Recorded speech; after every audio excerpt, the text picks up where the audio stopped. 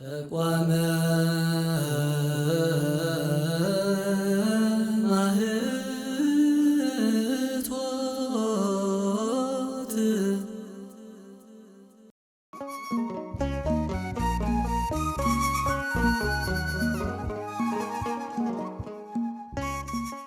حري أبونا قال هو تسمعنا بزح سب أبو تخرسان مسير أنت يخبر له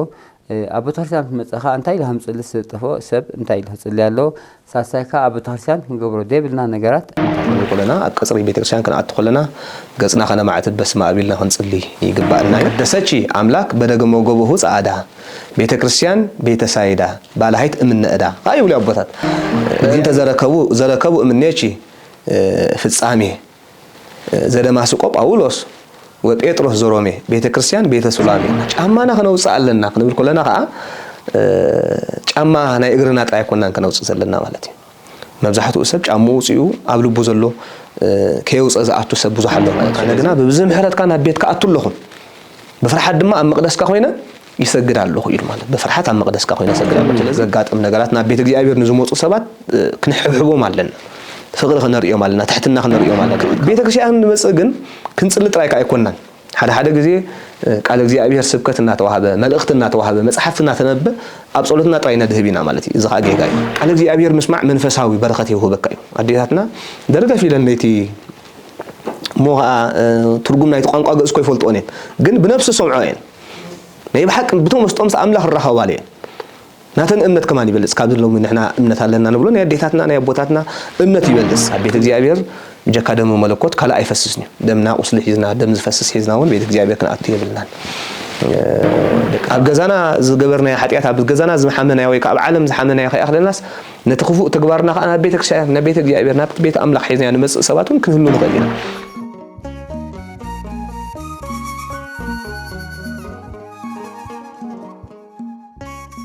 حري أبونا قال هو تسمعنا بزح سب أبو تخرسان مسير أنت يخبر له أبو تخرسان متأخر أنت إلهم تلص تفو سب أنت إله تسلي له ساسايكا أبو تخرسان نقبره ده بلنا نجارات أنتي صبوي هو بيت كريستيان حراي توقعيزنا سمعنا لنا أتينا لنا مجمّر إحنا أدخل لنا أنتينا نقبر زلنا زبل صبوي بيت كريستيان بسلام أتينا كنا بقول لنا أكسر بيت كريستيان كنا أدخل لنا قصنا خنا معت بس ما قبلنا هنصلي يقبلنا كن السالم يقبلنا مالتي كل حلي حكنا بلي بلنا قال سب سأن فلتت بيت كريستيان أتو مسؤولة ويعند دبل دو دبل ويك أخي تسالم مسؤول بيت كريستيان مسؤول وأبتدى لي دو دبل سبالله زي مفلاتي مالتي مثلاً زي فلت قاز زيادة كن الروام كم يزقبر كم نجير كايد سجد لنا خنا ريوم على مالتي إذا أبقى صفنا أدخل لنا أبوثاتنا بسرعة بسرعة صلوات نناتو الله مالتي نناتو الله تصلوات نعم جمّر بيت كريستيان سلام إلنا بيت كريستيان سلام كنا بلا خلنا أدينا نزبلا سلزلنا سلام كنا بلا خلنا ناتا سلام تعلوا مالتي سلام لشي قدس بيت كريستيان بيت أب بيت ول بيت منفس قدوس سلام لشي قدس بيت كريستيان ما هيدر أب ما هيدر ول ما هيدر منفس قدوس سلام لشي قدس بيت كريستيان مراف أب مراف ول من أب منفس قدوس مراف ناي أبن من ولدن منفس قدوسن بيت ناي أبن ناي ولدن منفس قدوسن بوتا ناي أبن ناي ولدن منفس قدوسن محضر مالتيو إلنا سلام كنبل علينا سلام تقنه بالنا مالتيو دحريو نسوز ملك نعوز مسل نبيت كريستيان زقول صو أجلالس أبوزح يصلي مالتي مزن بلوزلنا سلام لشي بيت كريستيان سلام لشي قدس بيت كريستيان لوزا بيتي أيق أبوريزا ز سمرة بشي سناي معزا نقول بوتات يصلي بوزح صلاتات مالتي بيت كريستيان نلوز بلوزا مسيلهم ملأختن كديون كوردوان زرعيوا يا أيق أبزرعيا نع أدمى ما أذا سناي ما أذا زهونه سمر الله بيت نايجي أبيهر مخانا نمجلس مالتي قدساتشي أملاك بدأ موجوده سعادة بيت كريستيان بيت سعيدة بالهيت من أدا هاي ولا أبوتات جي أبيهر أملاك بتي كابيا ما نيجون نزفسس بيت كريستيان مسرتها أم مسكال قرانية سلا زهونت بتي كابيا ما نيجون نزفسس دم دومو جيروز قدسك بتمرت بيت كريستيان انتينا نبل ملائختي بتصوا برهانا وتصوا أجيرهم تقبلهم سي مدرب بدم كرسوس تقدسا مالتي ناب كله ناب عالم ملو دم كرسوس سنة يقول سلازي لومي دم كرسوس سنة أو بتاعي ቅዱስ ቦታ ኢልና ቤተክርስቲያን ሃንጾል በፈቃድ እግዚአብሔር ይዝኻ ማለት ምን እግዚአብሔር ስራሕ ስለዚህ በቲ አብየማናይ ጎኑ ዝፈሰሰ ደሙ ገይሩ ዝቀደሰኪ ዝመስረተኪ ክርስቶስ ብኡ ዝቀደሰኪ ቤተክርስቲያን ቤተሳይዳ ይኺ ቤተሳይዳ ማለት ናይ ምሕረት ቦታ ማለት ናይ ምሕረት ቦታ ይኺ ባላሂት እምነእዳ ካብ ዕዳ ሓጢያት ካብ ዕዳ መርገም እተድሕኒ እትባልሂ ይኺ እናውሉ ቦታት የመስግንዋያ ማለት እዩ በእንተ ዘረከቡ እምኔቺ ፍጻሜ ዘደማስቆ ጳውሎስ ወጴጥሮስ ዘሮሜ ቤተክርስቲያን ቤተሰላሜ በአኺ ምክንያት ሲት ናይ ደማስቆ ዝኾነ ጳውሎስን ናይ ሮሜን ጴጥሮስን በአኺ አመፈጸምታ ድሕነ ዝበጽሑ ናይ ቤተክርስቲያን ናይ ሰላም ናይ ዕረፍት ቦታ እናበሉ የመስግኑያ ማለት ይቦታቱን ሰላም ለች ቅዱስ ቤተክርስቲያን መርዓተ መድህን ናይ ክርስቶስ ናይ መድኃኒ ዓለም መርዓት ዝኾንክ ቅዱስ ቤተክርስቲያን ሰላም ንዓኺ ይኹን ሰላም ለች ቅዱስ ቤተክርስቲያን መርዓተ መድህን ወጉባኤ ኩልና አንቲ ለምእመናን ናይ ኩላትና ምእመናን ድማ መእከቢት ናይ ሓድነት ቤት ዝኾንኪ ሰአሊ ቅድመ ፈጣሪ ለለ ሰርቀ ኩሉ ዘመን ከመያድህነን እምእኩ ይደይን ኩሉ ግዜ ሲ ማዓልታዊ ምእንታና ለምንልና እግዚአብሔር ካብቲ ክፉእ ዝኾነ ሲኦል መታን ከድሕነና እናበልና ሰላም ንዓኺሁን ቅድመ ቤተክርስቲያን እናበልና ኢና ቤተክርስቲያን ናአቱ ማለት ስለዚህ ዝጸሎት እዚ ፈሊጥና ተረዲና ናይ ቤተ እግዚአብሔር ከናአቱለና ከናአቱለና መብዛሕትኡ ግዜ ከምቲ ሊቀ ነቢያት ሙሴ ኣብ ኦሪት ዘጸአት ምዕራፍ 5 ምዕራፍ 3 ከምኡ ከዓ ኣብ መጽሓፈ ኢያሱ ምዕራፍ 5 ተገሊጹ ዘሎ ማለት እዩ እግዚአብሔር ስንታይ ኢልዎ ወይ ከዓ እቲ መልአኽ ኢያሱ ወይ ከዓ እግዚአብሔር አምላኽ ሊቀ ነቢያት ሙሴ እንታይ ኢልዎ እዚ ቦታ ዘለኻሉ ቦታስ ቅዱስ ቦታ እሞ ኣስኣንካ ካብ እግርካ ኣውፅእ ኢልዎ ማለት እዩ ፍታሕቶታና ኣስኣኒ ከእገሪ ከእስመዘት ከይዳ ምድር ቅዱስ ይእቲ ወዛ ዘለኻያ ተረጊጽካ ዘለኻ ቦታ ቅዱስ ስለ ዝኾነት ኣስኣንካ ካብ እግርካ ፈታሕ ኢልዎ ማለት ኣስኣንካ ኣውፅእ ኢልዎ እዚኻ ፈቃድ እግዚአብሔር ያ ቤተክርስቲያን ክንኣቱ ከለና ኣስኣንና ክንወፅእ ኣለና መብዛሕትኡ ብልምዲ ናብታ ቀንዲ ቤተክርስቲያን ዝኾነት ኣውደ ምህረት ዘለዋ ናብኣ ክንኣቱ ከለና ኢና ጫማና ነውፅእ ግን ከም ግቡኡ ማለት እዩ ቅዱስ ቦታ 40 እመት ምስ በጽሐ እዩ ከም ኢልዎ ማለት እዩ 40 እመት ኣብ ተኣምር እውን 80 እመት ዝብለሉ እዋናት ኣሎ بحفش 4 أمت كنبصح كلنا أنا بيت كريستيان إنا جامعنا خنوص زقبنا بلمديتي إنا بيت كريستيان كنأتولنا سلست تقدسها أبقى قلوتا ناي جبس بيت كريستيان كون قلاب قال مش أمهم زاتو خلوا يخليهم بستفعل عليه أجمعت مكره خون خليهم زي تقبلون خون خليتي مقدس تراي زقبا اللوان سلزلوا جن كم سرعات بيت كريستياننا بيت كريستيان كنأتولنا جامعنا نوزنا 4 أمت كنقولنا خباب 20 متر زقون يخون الله مالتي سلازي ጫማና خنوصالنا ጫማና خنوصالنا كنقول كلنا ጫማ ናይ እግርና ጣይ ኮናን ከነውጽ ዘለና ማለት እዩ መብዛሕትኡ ሰብ ጫማው ጽዩ ኣብ ልቡ ዘሎ ከይውጽ ዘኣቱ ሰብ ብዙሕ ኣሎ ማለት እዩ ስለዚህ እቲ ብጫማ ተመሲሉ ዘሎ خنوص ዝግባአና ኣብ ልብና ዘሎ ክፋት ኣብ ልብና ዘሎ ጽልኢ ቂም በቀል كنوصلنا قبل بنا زلوا استفلالي حمق نجارات كفو نجار كنوصلنا بفرحات كنأتولنا مالتي نبي እግዚአብሔር ቅዱስ ዳዊት እንታይሉ መዝሙር 5 ሸዋዓተ وأنس ببزح مراتك أبوء بيتك وأسجد وسأرها مقدسك بفريحتك أنا جنا ببزم حرات كان بيتك أتولهم بفرحات دم أم مقدسك خوينا يسجد على الله يرمى بفرحات عم مقدسك خوينا يسجد على الله لذي نبيت እግዚአብሔር نأتو سلت صدقنا خفسنا على صدق سلزلنا يكوننا مات بمحرات أملاكنا نأتو بمحرات أملاك نأتو كلنا بفرحات أبي مقدس أنت ينقبل نسجد بفرحات نسجد سلز فرحات خلونا له فرحات أملاك زي يقول سب نبيت እግዚአብሔር كأتو كله قال سب بلمد مات بزح جزء بيت كريستيان سلزم أساس كم تبكال إجازة خاطو خلوا يجوزوا خاطو خلوا دير نابل بقول رجيس وديو نقلت أفديو بستفلا لي من قد خيت قد سزعتو سب كله يخدي مالتي لذي بيت እግዚአብሔር فرحات اللي بفرحات كان عطوا لنا فرحات كلنا له حمقنا قالت قبل بنا وصينا تقيمنا يازلنا ديو كل نجار حمقنا نجار على كم جمعنا أوصينا كنا عطوا لنا مالتي من يعطوا نصه بوتا قدوس بوتا سلازونا نبيت እግዚአብሔር كنا عطوا لنا قال سب عطيو زي فلت انت اخوينون يشغروا مالتي مسيو عند يلو دوبل نتوم مسيام زي فلطون بغبو غيرنا مقوميا بمهاب ديو استفلا يصبو ነገር كنقبلهم بوتا بمهاب كنقبلهم يغبانا اب مبزحاتو اب ገለገለ ሰባት ውሱናት بفلاي ድማ عبيت ديات زر صقمات አሎ እዚ ቦታ እዩ ዝበሃል ማለት እዩ ኣነ ዘምፀኸው ኮፍ መበል እየዋ ንሕና እንድሕር ኣምፂናዮ እኮ ንቤተ እግዚኣብሔር ንድሕር ሂብናዮ ናይ ቤተ ኣምላኽ ኮይኑ እዩ ማለት እዩ ኣብ ቤተ እግዚኣብሔር ከዓ ዝኾነ ይኹን ንሓደ ዝውፅሖ ንሓደ ዝርሕቆ የለን ማለት እዩ እኳ ደኣ ትሕትና እዩ ማለት እዩ ዝያዳ ነቶም ቤተ እግዚኣብሔር ዝመፁ ፍቅሪ እንተደኣ ርኢናዮም ትሕትና እንተርኢናዮም ኢና ዝያዳ ኣብ ቤተ ኣምላኽ በረኸት ክንረክብ ንኽእል ማለት ስለዚ ነቲ ከምኡ ዘጋጥም ነገራት ናብ ቤተ እግዚኣብሔር ንዝመፁ ሰባት ክንሕብሕቦም ኣለና ፍቅሪ ክነርእዮም ኣለና ትሕትና ክነርእዮም ኣለና ማለት ካባና ንዝዓብዩ ከነኽብሮም ኮፍ ከነብሎም መቆምያ ከነቕብሎም ብፍላይ ከዓ ካባና ንዝዓብዩ ማለት እዩ ነተን ካባና ዝንእሱ ከዓ ፍቅሪ ክነርእዮም ኣለና ቶም ዓበይቲ ተኮይንና ከዓ ፍቅሪ ክነርእዮም ኣለና ንዕዛ ጓልያ ኣብዚ ምሳይ ተፀጊዒ ከም ዝግበሩ ዞም ደቀይ እንዳበልና ክንምዕዶምን ክንመክሮምን ክንኣልዮምን ነቶም ዘይፈልጡ ከዓ ተሳለም ክንብሎም መቆምያ ሂብና ፍቅርና ክነርእዮም ሽዑ ፅባሕ ንጎን ኣብ ቤተ እግዚኣብሔር ናፊቆም መታን ክመፁ ማለት ስለዚ ኣብ ቤተ እግዚኣብሔር ትዕቢት የድልን ኣብ ቤተ እግዚኣብሔር ትዕግስቲ የድሊ ትሕትናን ትዕግስትን የድሊ ናብ ቤተ ኣምላኽ ክንመፅእ ከለና ኩሉ ግዜ ክንገብሮ ዝግባአና ንሱ እዩ ናብ ቤተ እግዚኣብሔር ክንኣቱ ከለና ክንገብሮ ዝግባአና ሓፈሻዊ ነዚ ይመስል ክንገብሮ ዘይግባአና ነገር ከዓ ኣሎ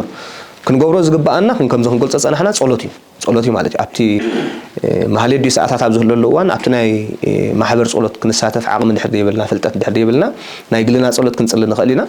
ቶም ምእመናን ዝኾንና መዝሙር ዳዊት በብዕለቱ ለና ናይ ሰንበት ተኮይኑ ነቢያት ኣለና ዝጽለ ጸሎት በብዕለቱ እውን ዝጽለ ለና መዝሙር ዳዊት ውዳሴ ማርያም በዓብዩ ኣሎ አንቀጸ ብርሃኑ የውዲስዋ ዝብል መዝሙር ናይ ቤተክርስቲያን ኣሎ ወንጌል ንርእሱ ጸሎት እዩ ከም ጸሎት ከነብጽሖ ንኽእል ኢና ወንጌል ዮሐንስ ከዓ ብፍላይ ናይ ዕለቱ እውን ተፈልዩ ስለ ዘሎ መልክዓ ናይ ቅዱሳን ኣቦታትና ከዓ በብዕለቱ ዝጽለ ጸሎታት ብዙሕ ክንጽልዮ ንኽእል ብዙሕ ዓይነት ጸሎታት ኣሎ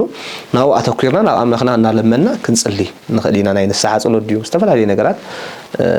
ተወሳኺ ኣብ ናይ ማሕበር ጸሎት ከዓ ክንሳተፍ ንኽእል ኢና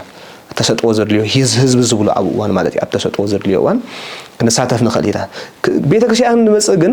ክንጽሊ ጥራይ ከዓ ኣይኮናን ሓደ ግዜ ቃል እግዚኣብሔር ስብከት እናተዋሃበ መልእኽቲ እናተዋሃበ መጽሓፍ እናተነበበ ኣብ ጸሎትና ጥራይ ነድህብ ኢና ማለት እዩ እዚ ከዓ ጌጋ እዩ ቤተክርስቲያን ክንጽሊ ጥራይ ኣይኮናን ንመጽእ እንኮላይ ክንሰምዕ ክንመሃር እንኮላይ ኢና ንመጽእ ማለት ስለዚ መስማዕ ከዓ በረኸት ኣለዎ መስማዕ ከዓ መልእኽቲ ኣለዎ ማለት እዩ ስለዚ መልእኽቲ እግዚኣብሔር ክንቅበል ኣለና ናብ ቤተ እግዚአብሔር ክንመጽእ ከለና መልእኽቲ ናይ ኣምላኽ ንዓይ እግዚአብሔር እንታይ ይብለኒ ኣሎ እቲ ኣገልጋሊ ብዘይገድስ ሓጥእ ይኹን ጻድቕ ብዘይገድስ ማለት እዩ እግዚአብሔር ኣብኦም ሓዲሩ ዝምህረና ንሶም ዘንብብዎ መልእኽታት ድዩ ንሶም ዘንብብዎ ገድላት ድዩ ተኣምራት ድዩ ንሶም ዘንብብዎ ዝምህሩና ስብከት ድዩ ስንክሳር ድዩ ዝተፈላለዩ ነገር ብጽሙና ክንሰምዖ ኣለና ማለት እዩ ክንሰምዖ ኣለና ነዚ እንተ ሰሚዕና ኢና መልእኽቲ እግዚአብሔር ሰሚዕና ክንበሃል ንኽእል ማለት እዩ ከምቲ ሓንቲ ኣደ ነቶም ካህን ዝገብረቶ ማለት ቶም ካህን እንታይም ገይሮም ክልተ ነገር ሂቦማ ማለት እዩ በቲ ሓደ ወገን ቃል እግዚአብሔር ትምህርቲ ሃይማኖት ትመሃረሉ ሂቦማ በቲ ሓደ ወገን ከዓ ጸሎት ትጽልየሉ መጽሓፍ ክልተ ሂቦማ ማለት እዩ ሕጂ እቲ ትምህርቲ ከተንብቦ ክትመሃር ሃይማኖት ክትፈልጥ እቲ ከዓ ክትጽልየሉ ምስ ኣምላኽ ትራኸበሉ ማለት እዩ ሽዑ ንዑ ሂቦማ ምስ ከዱ ግን ታሰበይት እንታይ ገይራ ነቲ ጸሎት ተጠቂማትሉ ከተንብቦ ቀንያ ማለት እዩ ነቲ ትምህርቲ ሃይማኖት ግን ዓጺፋቶ ሽዑ እንታይ ገይር ከዛ ጓል እንታይ ተማሂርኪ ኢሎም ምስ ሓተተዋ ነቲ ጸሎት እኮ ብቐሺ ተሓዝለይ ክጽልየሉ ቀንየ ጽቡቕ ጠቂመኒ ነቲ ግን ኣየንበብክዎን እቲ ትምህርቲ ሃይማኖት ግን ኣይተማሃርክዎን ወይ ከዓ ኣየንበብክዎን ኢላ ምስ ነገረቶም እሞ እዛ ጓል ኢሎማ ንኣምላኽሲ ኣነ ክዛረቦ ዝደሊ እምበር ንሱ ክዛረበኒ ይደልን እየ ወይ ከዓ ንሱ ኣነ ንዓይ ክሰምዓኒ ዝደሊ እምበር ኣነ ክሰምዖ ይደልን እየ ኮይ ክትብል ደለኺ ኢሎማ ማለት እንታይ እዩ ናብ ኣምላኽ ጥራይ ምጽላይ ስምዓኒ ምባል ጥራይ ማለት እዩ ናብ ኣምላኽና ስምዓና ጥራይ ደይኮንና ክንብሎ ዝግባአና ግን እግዚአብሔር ዝህበና መልእኽቲ ክንሰምዖ ከኣለና ማለት ስለዚ ቤተክርስቲያን ንመጽእ ከነስምዕ ወይ ከዓ ኣምላኽና ክንልምን ጥራይ ኣይኮነን መልእኽቲ ኣምላኽ ከዓ ክንሰምዕ ስለዚ እቲ ዝወሃበና ንባባት ድዩ እቲ ዝወሃበና ስብከት ድዩ እቲ ዝንበብ ምንባባት ክንሰምዖ ኣለና ጽሙና ማለት እዩ ንዓና ትምህርቲ ስለ ዝኾነ ስለዚ ኣብ ቤተ እግዚአብሔር ክንመጽእ ከለና ከዓ ክንሰምዕ እውን ኣገዳሲ እዩ ማለት እዩ ንርእሱ ቃል እግዚአብሔር ምስማዕ መንፈሳዊ በረኸት ይውህበካ እዩ ኣዴታትና ደረገፍ ኢለን ነይቲ ሞ ትርጉም ናይቲ ቋንቋ ገእዝ ኮ ይፈልጥዎን እየን ግን ብነፍሲ ሰምዖ እየን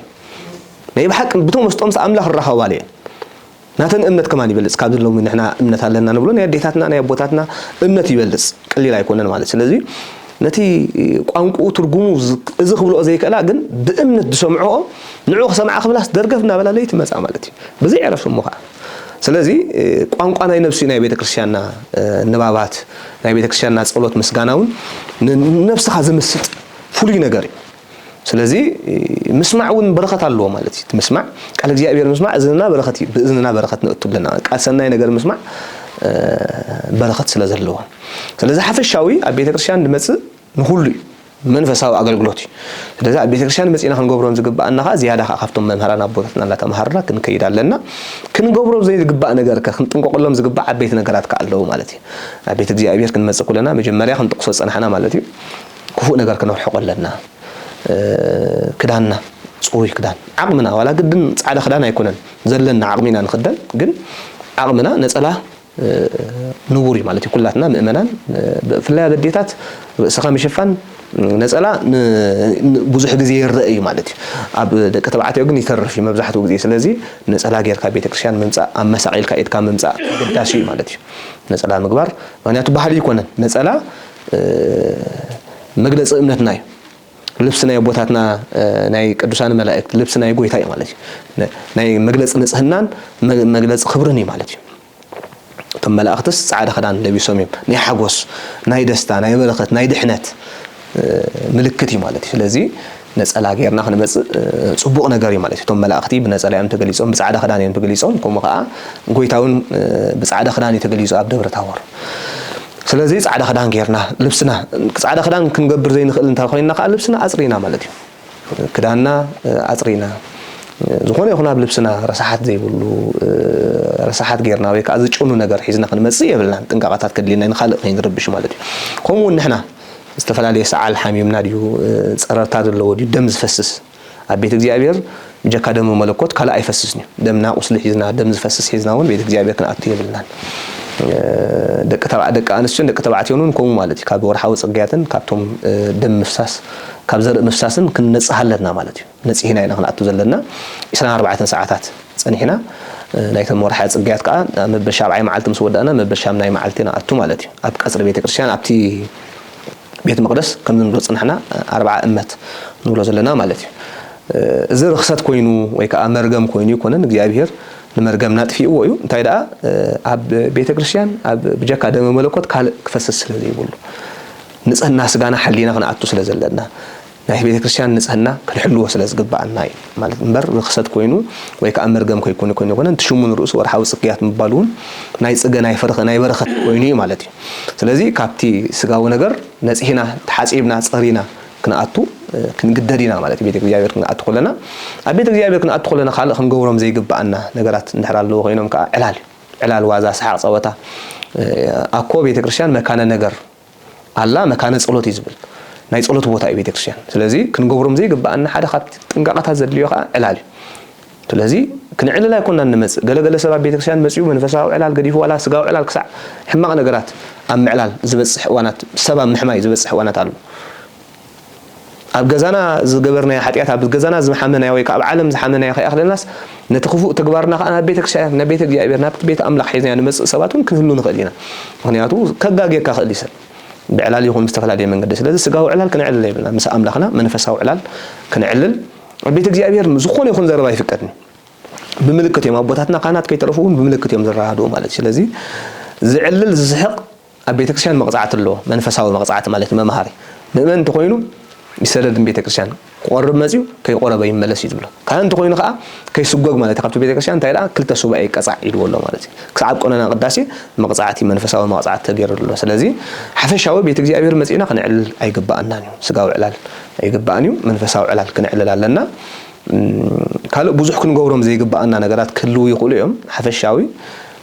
ስለዚ ንጽልዮ ጸሎት ቤተ ክርስቲያን ናይ ጸሎት ቦታ ስለ ዝኾነ ናይ ሰናይ ነገር ቦታ ስለ ዝኾነ ካብ ኩሉ ክፉእ ነገር ርሒቕና ብጥብዓት ሓሳብና ምድራዊ ዘይኮነ ሰማያዊ ሓሳብ እናሓሰብና ክንጽሊ ከም ዝግባአና ቤተ ክርስቲያን ሓፈሻዊ ትምህረና እያ ነዚ ክንገብር ከዓ እግዚአብሔር ኣምላኽ ብረድኤቱ ቅዱሳን ብጸሎቶም ኣይፈለዩና ክቡራን ተኸታተልቲ መደብ ከመይ ጸኒሑ ሕቶታትኩም ተመሊሱ ክኸውን ተስፋ እናገበርና ኣብዚ መደብ ሰብስክራይብ ብምግባር ቤተሰብ ኩኑ ምስ ትፈትዎ ድማ ላይክ ግበሩ ናብ ብዙሓት ንኽሰግድ ድማ ሸር ምግባር ኣይትረስዑ ኣብ ዝቕጽል መደብ ይራኸበና ስብሐት ለእግዚአብሔር ወለወላዲቱ ድንግል ወለመስቀሉ ክቡር ኣሜን